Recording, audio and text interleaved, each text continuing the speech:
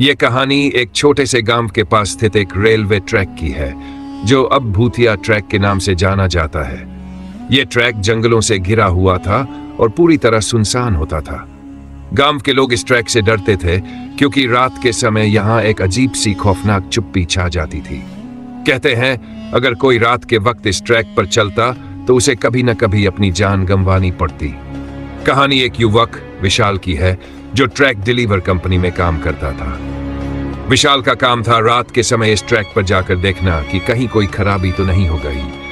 उस दिन विशाल को एक बेहद घने जंगल में स्थित स्टेशन से ट्रैक की जांच करने के लिए भेजा गया। यह काम खतरनाक था, लेकिन विशाल को इस काम में अच्छा खासा अनुभव था।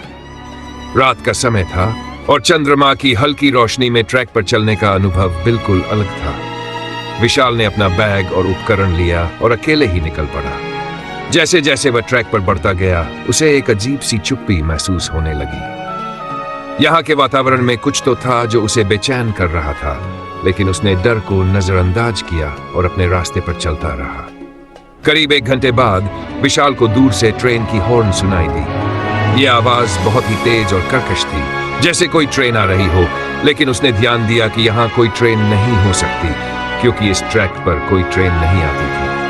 विशाल रुककर इधर उधर देखा, लेकिन कुछ नहीं दिखा। तभी एक और अजीब घटना घटी। वह अचानक एक साया देखता है। सामने की ओर एक कटा फटा व्यक्ति खड़ा था जो सफेद कपड़ों में था और उसकी आंखों में अजीब सी चमक थी।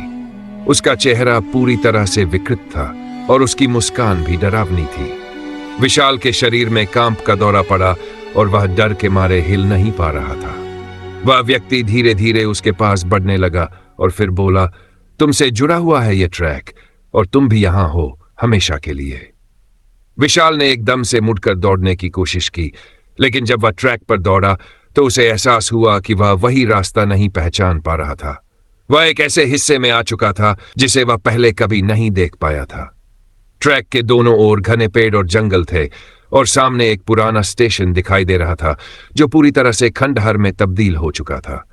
स्टेशन के बोर्ड पर कुछ लिखा हुआ था जो वह पढ़ नहीं सका, लेकिन उसकी नजरें उस बोर्ड पर चिपक गई और वह यह पढ़ पाया, दूसरी दुनिया। विशाल डर के मारे कांपते हुए स्टेशन की ओर बढ़ने लगा, लेकिन जैसे ही वह वहां पहुंचा उसने देखा कि स्टेशन के अंदर खड़ा एक और व्यक्ति था। वह व्यक्ति भी वही कटा फटा था और उसकी आंखों में एक अजीब सी लालिमा थी। वह व्यक्ति बोला, तुमने ये ट्रैक चुना है, अब तुम भी हमारे जैसे हो।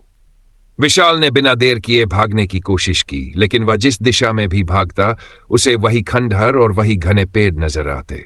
अब वह पूरी तरह से उलझ चुका था। अचानक उसने सुनी थी ट्रेन की आवाज, लेकिन इस बार वह आवाज बिल्कुल पास थी, जैसे कोई ट्रेन सामने खड़ी हो। विशाल ने डरते डरते पीछे मुड़कर देखा तो देखा कि एक ट्रेन उसकी ओर तेजी से बढ़ रही थी, लेकिन उस ट्रेन में कोई नहीं था। ट्रेन की खौफनाक सीटी सुनाई दे रही थी और उसकी रोशनी तेज होती जा रही थी। विशाल को समझ में नहीं आया कि यह क्या हो रहा है। उसने आखिरी बार अपनी पूरी ताकत जुटाकर भागने की कोशिश की, लेकिन तभी ट्रेन की रोशनी उसकी आंखों में समा गई और वह वहीं गिर पड़ा। उसके बाद उसकी चीखें हवा में गुम हो गई। अगली सुबह जब उसकी टीम उसे ढूंढने आई तो ट्रैक पर उसका बैग और डिलीवरी का सामान ही मिला। विशाल कहीं नजर नहीं आया। किसी ने उसकी तलाश की, लेकिन वह कभी नहीं मिला।